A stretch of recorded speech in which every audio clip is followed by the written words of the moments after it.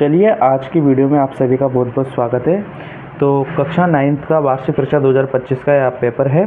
ठीक है, तो ये हिंदी सब्जेक्ट का पेपर है। तो देखिए किस प्रकार के इसमें क्वेश्चन है और पूरी वीडियो आप अंत तक देखिए। हम इस पूरी वीडियो में आपको पूरे पेपर का फुल्ली सॉल्यूशन बताने वाले हैं। तो आप हमें कमेंट बॉक्स में ज़रूर आंसर कीजिए कि आपके कितने प्रश्न यहाँ से सही गए हैं और कितने नंबर आपके पेपर में आ सकते हैं। तो देखिए सबसे पहले आपको दिया गया है कि अपठित गद्यांश को पढ़कर आपको पूछे गए प्रश्न पत्र में उत्तर लिखने थे।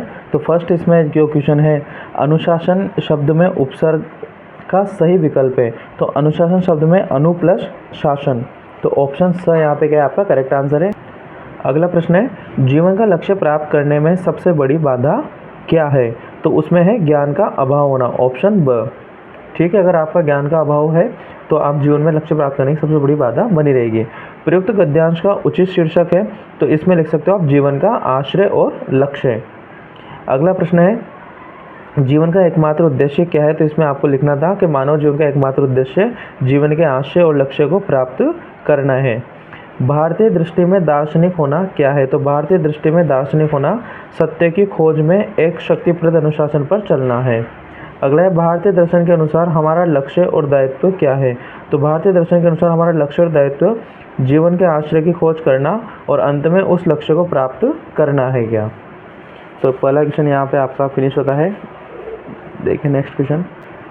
अगला क्वेश्चन है, निम्नलिखित अपठित पद्यांश को पढ़कर पूछे गए प्रश्न आपको देना है। तो ये प्रश्न पढ़कर आपको इसमें से आंसर्स देने थे। तो देखिए पहले क्वेश्चन में क्या आंसर आएगा आपका।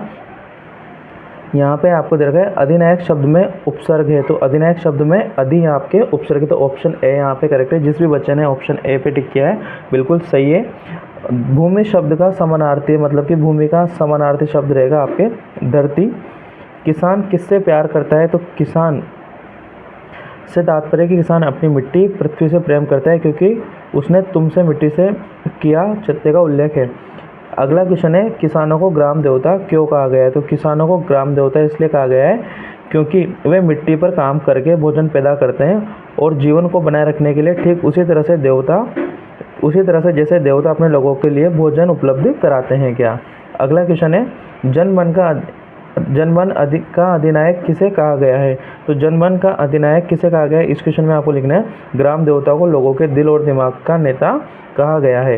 किसानों को मनुष्य शेष कहने का अर्थ क्या है। तो मनुष्य शेष का तात्पर्य किसान मानवता का शेष या मौलिक हिस्सा है जो समाज में उनकी आवश्यक भूमिका का सुझाव देता है। तो इसी के साथ आपका सेकंड क्वेश्चन भी यहाँ पे फिनिश होता है। नेक्स्ट क्वेश्चन है आपका खंड ब, यहाँ से स्टार्ट है आपका। तो खंड ब में आपको कुछ नहीं करना था कि वे दिए गए बिंदुओं के आधार पर किसी एक विषय पर निबंध लिखना है। तो इसमें आपको दे रखा है विद्यार्थी जीवन में अनुशासन, और इन पॉइंटों पे आपको लिखना था। सेकंड आपको दे रखा है भ्रष्टाचार एक विकराल समस्या, उसमें भी आपको ये पॉइंट दे रखे हैं। नेक्स्ट है इधर बेटी बचाओ बेटी पढ़ाओ में भी दे रखे हैं, और मोबाइल एक वरदान अभिशाप इस पर दे रहे हैं। तो जिसमें भी आपने लिखा होगा, आई होप आपने बिल्कुल सही आंसर यहाँ से लिखा होगा। अगला प्रश्न है, अध्यापक और छात्र के बीच परीक्षा तैयारी को लेकर हुए संवाद को लिखिए। तो इसको आप अपनी भाषा में लिख सकते हैं। स्वयं को मनोज मानते हुए अपने पिताजी से पुस्तक खरीदने के लिए 1500 रुपये मांगने के लिए पत्र आपको लिखना है क्या। और लास्ट इसमें दे रखा है आपके इस सेक्शन में कि अपने विद्यालय में आयोजित मातृ पितृ पूजन दिवस पर एक प्रतिवेदन आपको लिखना था क्या।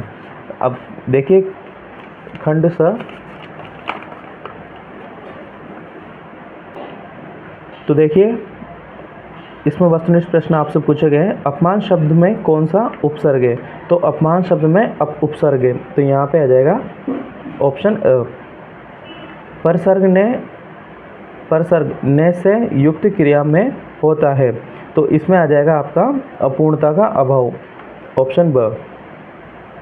सामाजिक शब्द में प्रत्यय है, तो इसमें आपके एक प्रत्यय है। निम्न में से आदि शब्द का विलोम शब्द है, तो आदि का हो जाएगा अंत। ठीक है।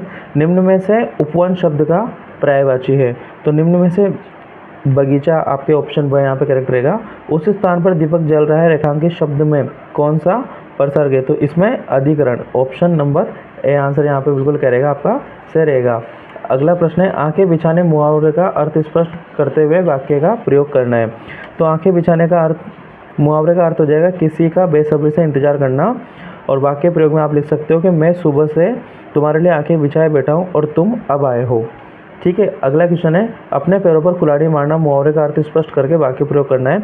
तो अपने पैरों पर कुल्हाड़ी मारने का अर्थ हो जाएगा कि अपना नुकसान खुद करना, और वाक्य प्रयोग है गलत आदमी से दोस्ती करके तुमने अपने पैरों पर कुल्हाड़ी मार ली है।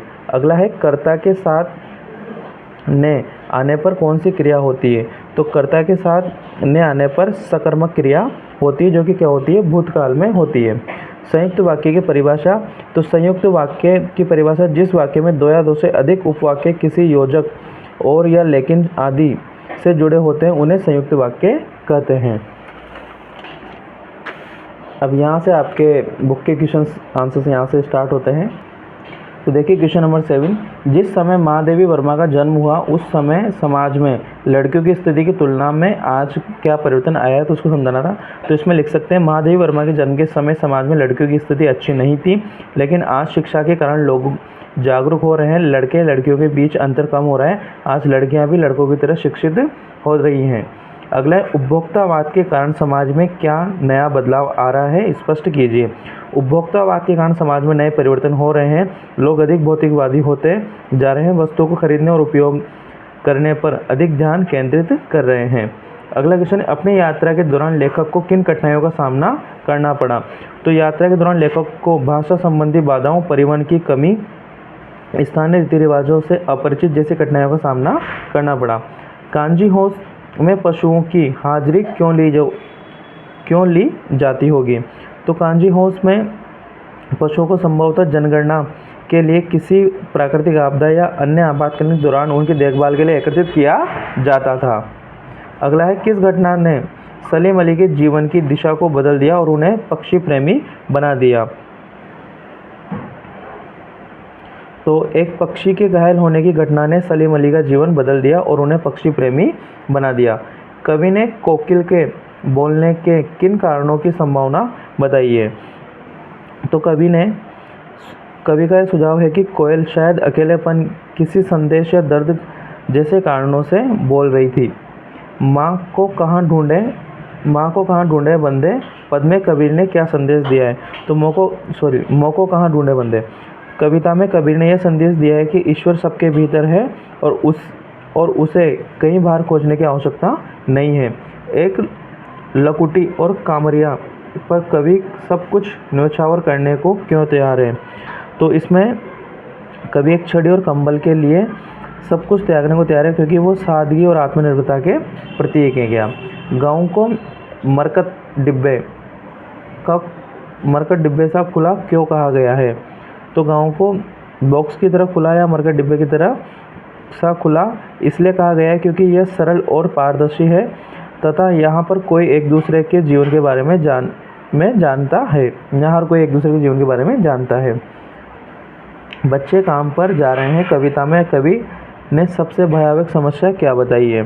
तो इसमें बच्चे काम पर जा रहे हैं कविता के कवि ने बच्चों के शोषण व उनके जबरन मजदूरी कराने जैसे सबसे भयावह समस्या का वर्णन किया है। अब यहाँ से आपके निबंधात्मक प्रश्न है। तो पहला प्रश्न इसमें है मैं गाया कविता का सार अपने शब्दों में प्रयुक्त करते हुए बताइए। तो इसमें मानसून के बादलों का आगमन लोगों की प्रकृति के लिए इससे आने वाली खुशी और राहत का वर्णन करती है। इसके बारे में आपको 2-5 लाइनें और इसमें लिखनी थी। हरिशंकर परसाई ने प्रेमचंद को जो शब्द चित्र हमारे सामने प्रस्तुत किया उससे प्रेमचंद के व्यक्तित्व कौन कौन सी विशेषताएं उभर कर आती हैं। और अथवा में दे रखा है लेखक प्रेमचंद का जीवन परिचय आपको लिखना था गया।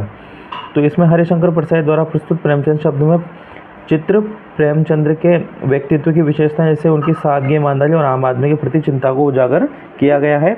अगला सेक्शन द यहाँ पे डी अति लघुणात्मक प्रश्न है लेखिका की नानी की आज़ादी के आंदोलन में किस प्रकार की भागीदारी रही।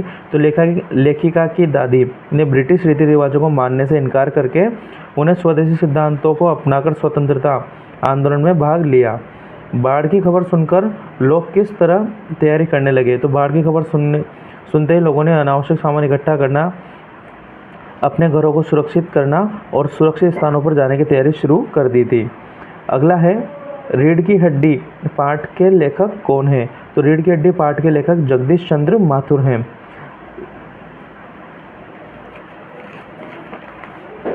अगला प्रश्न देखिए, लघुतात्मक प्रश्न क्वेश्चन नंबर 22। खरीद बिक्री बंद हो चुकने पर भी पान की बिक्री क्यों बढ़ गई? तो इसमें आंसर आएगा बाजार बंद